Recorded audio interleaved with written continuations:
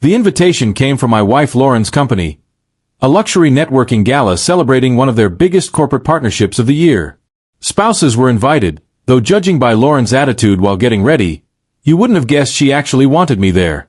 "Just try not to make things awkward tonight," she said while fixing her makeup in the mirror. That sentence sat strangely heavy with me because awkwardness had quietly become her favorite accusation any time I simply existed near her professional life. We had been married for 8 years, but lately something between us felt colder, more distant, more performative.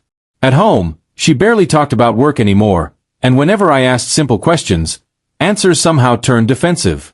Still, I agreed to go because despite everything, I still believed showing up mattered in marriage, even when appreciation felt harder to find.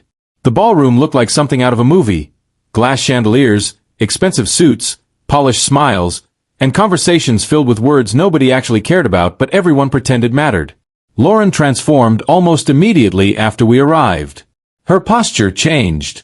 Her smile brightened. Confidence practically radiated off her. At first, I stayed supportive, introducing myself politely whenever needed, standing nearby while she networked with executives and co-workers. But after about 40 minutes, I noticed something uncomfortable. Every time I naturally drifted closer, Lauren subtly moved away. If someone asked who I was, introductions felt rushed, detached, almost reluctant. Like acknowledging me somehow lowered her professional image. Eventually, while standing near the open bar, I quietly leaned toward Lauren and asked, "Everything okay?" She sighed immediately without even looking at me. Then, finally turning toward me, she said something that genuinely caught me off guard. Looking me dead in the eyes, she whispered sharply, "Don't talk to me tonight." Just like that. Cold. Direct. Final. I blinked once, honestly unsure whether I misheard her. "What?" I asked quietly. Lauren glanced around quickly, clearly annoyed I made her repeat herself. "Please," she said sharply through a smile meant for nearby co-workers. "Just don't embarrass me tonight." Then she walked away before I could even process what had just happened. I stood there stunned longer than I cared to admit. Not angry exactly. More confused. Hurt. Because hearing your spouse publicly treat you like an inconvenience does something strange inside you. Still, I said nothing. No confrontation. No scene. I grabbed a drink and quietly moved toward the edge of the ballroom near one of the tall windows overlooking the city. Part of me kept trying to excuse her behavior. Maybe stress. Maybe pressure. Maybe work politics made her nervous. But deep down, another part of me already knew something painful. This wasn't really new. It was just the loudest version of a feeling that had quietly existed for months. About 20 minutes later, something shifted in the room. Conversations softened slightly. Heads turned toward the main entrance. Even Lauren suddenly straightened near her co-workers, clearly trying to appear composed. 2 sharply dressed executives entered alongside a familiar older man I immediately recognized. Michael Grant, founder of the parent company overseeing Lauren's entire division. Most employees only saw him during annual leadership conferences. Lauren practically admired him like a legend. I noticed her fixing her posture immediately, whispering excitedly to nearby co-workers. "Oh my God," someone muttered. "Why is he here?" Then came the part Lauren never expected. Michael's eyes scanned the room briefly before suddenly stopping. Directly on me. His expression shifted instantly into surprise, then genuine warmth. Before I could even react, he smiled broadly and walked straight toward me. "Ethan," he said loudly enough for nearby conversations to pause.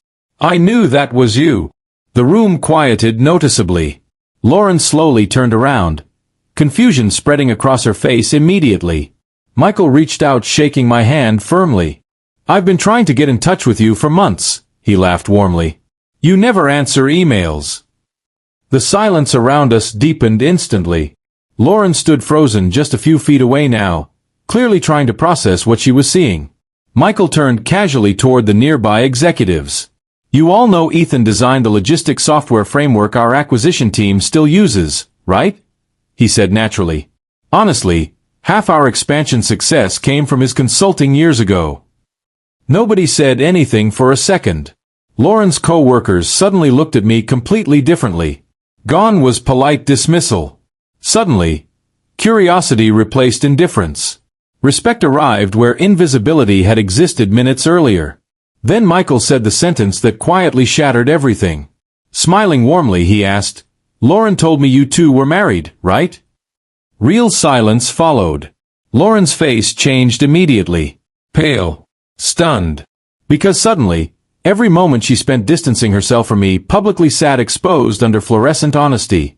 Michael laughed lightly, completely unaware of the emotional earthquake happening beside him. "You've got one hell of a husband," he joked kindly. "People still mention Ethan in leadership meetings." Nobody laughed. Nobody moved.